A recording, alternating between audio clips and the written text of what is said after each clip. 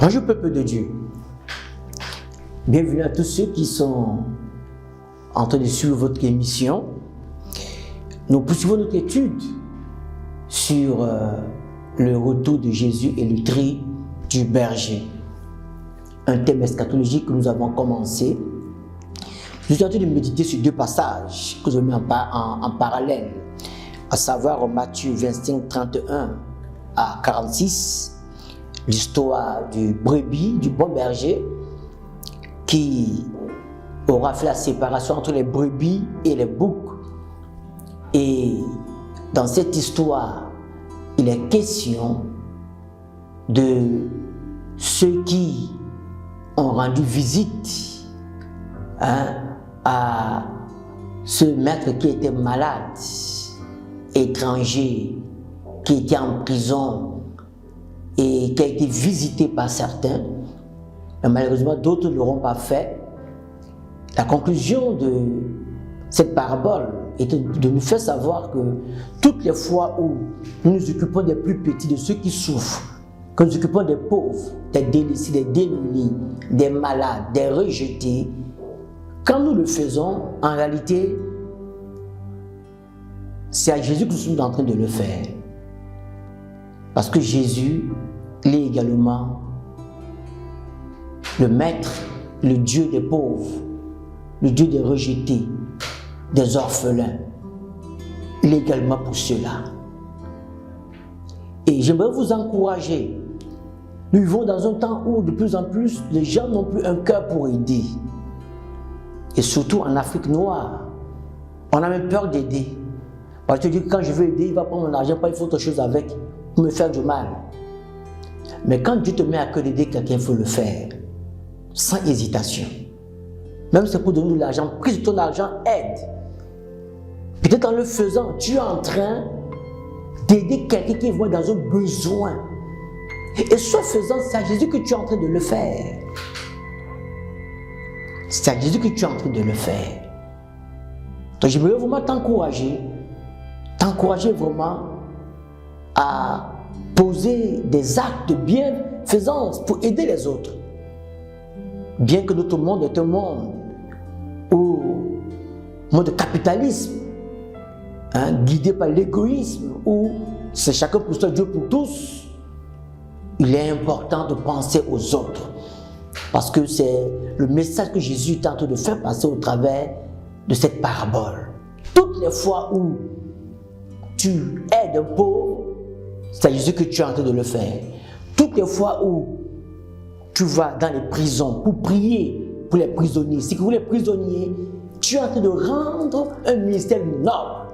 Et là, j'aimerais encourager tous ceux qui ont ce ministère, dans les hôpitaux, pour prier pour les malades. Continue de le faire. Ce faisant, tu es en train de le faire pour la gloire de ton Dieu. Toi qui vas dans les prisons pour encourager les prisonniers, prier pour les prisonniers, donner à manger aux prisonniers, tu es en train de faire pour la gloire de ton Dieu.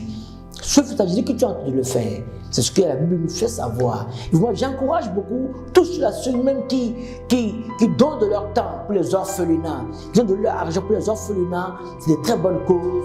Que Dieu vous bénisse.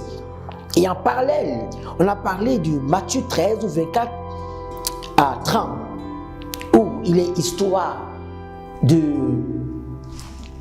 vraiment du bon grain, un maître qui a sémé vraiment sa graine qui commençait à pousser et subitement se rendu compte que parmi les bons grains qui poussaient, il y avait également de l'ivraie qui poussait au milieu de ces grains. Les disciples étaient étonnés, ils ont dit au maître, mais n'est-ce pas, as-tu planté des bons grains, mais qu'est-ce qui se passe que nous retrouvons de l'ivraie parmi ces blés? Le maître va dire, c'est un ennemi qui a fait cela, de laisser croître au temps de la récolte. Alors, on va d'abord enlever l'ivraie, on va les lier pour les brûler et les bons grains, alors, ils seront recueillis pour la maison du Père.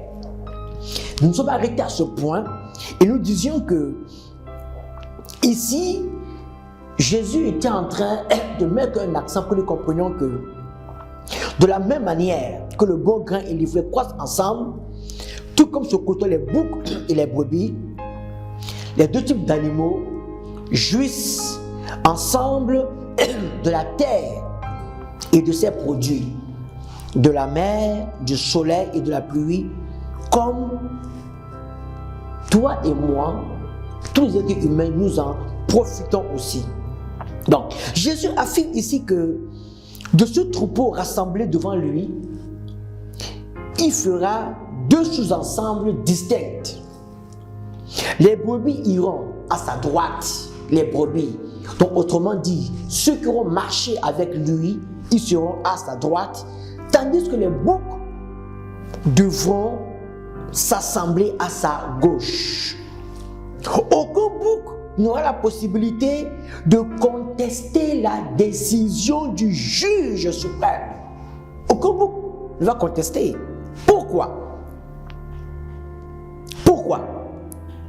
Parce que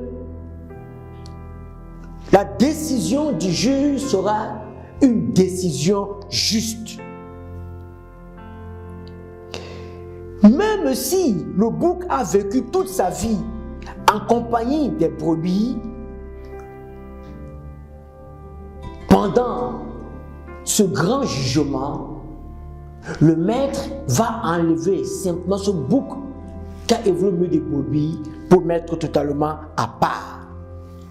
La question que j'aimerais te poser, tu es chrétien, tu vas me dire oui, je vais le dire tous les jours, oui c'est une très bonne chose, mais à ton âme de conscience, fais-tu partie des brebis ou fais-tu partie des boucs?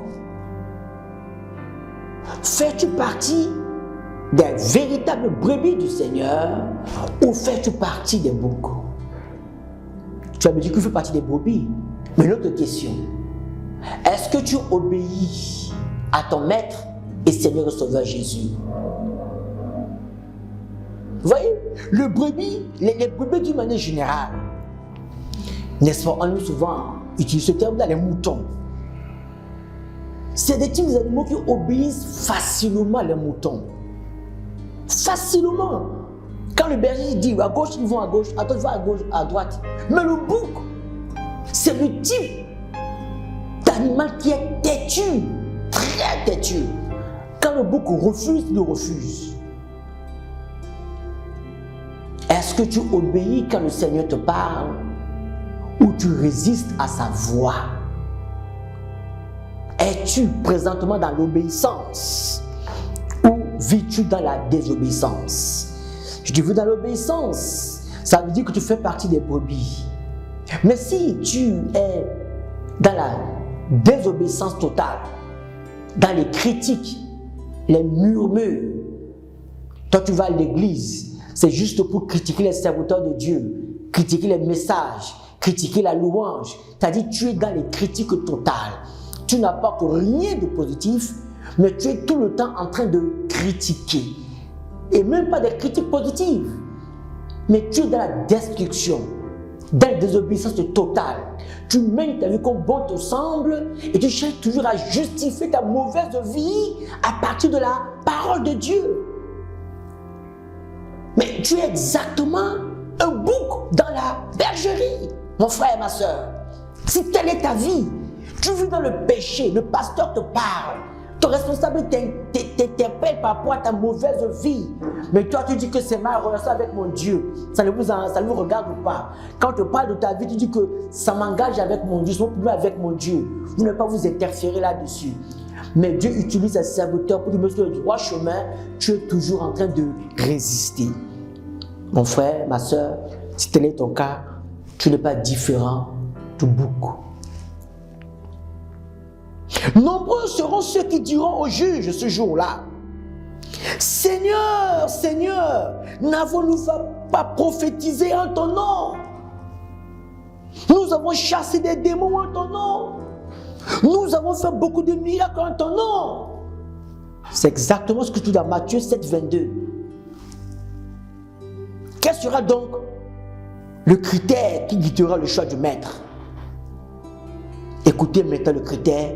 C'est la réponse que le maître va donner à toutes les personnes qui posent cette question-là. Le maître va dire ceci. Matthieu 7, 21, il va dire ceci. Pour entrer dans le royaume des cieux, il ne suffit pas de me dire Seigneur, Seigneur. Il faut accomplir la volonté de mon Père. Je veux lire dans la version Louis II, là je lis dans le verset, ça c'est la version française courant ici, je veux lire dans la version Louis II, qui dit ceci, verset 21, ceux qui me disent Seigneur, Seigneur, n'entreront pas tous dans le royaume des cieux, mais celui-là seul qui fait la volonté de mon Père qui est dans les cieux. Est-ce que tu fais la volonté de Dieu? Tu dis Seigneur, Seigneur, tu vas à l'église, tu pries. Mais est-ce que tu fais la volonté de Dieu? C'est la condition sine qua non pour le tri du bon berger. À chacun de nous, donne la responsabilité d'accomplir ou non la volonté de notre Père céleste. Tu as le choix d'accomplir ou non la volonté de ton Père qui est dans les cieux. Nous possédons pour cela la force issue de la mort et de la résurrection de Jésus-Christ. C'est au travers de la mort et de la résurrection de Jésus-Christ que nous avons cette force qui nous permet de mener une vie chrétienne victorieuse avec l'aide du Saint-Esprit. Mais tu refuses la vie que Christ veut te donner. 1. 2. Tu refuses l'appui du Saint-Esprit. Alors, quelle vie de victoire aimerais-tu mener, mon frère, ma soeur? L'apôtre Pierre pourra ainsi expliquer aux chrétiens de son temps, et à nous aussi, à partir de 2 Pierre 1:3. Il dit ceci. Par sa puissance. La puissance de qui? Puissance de Dieu.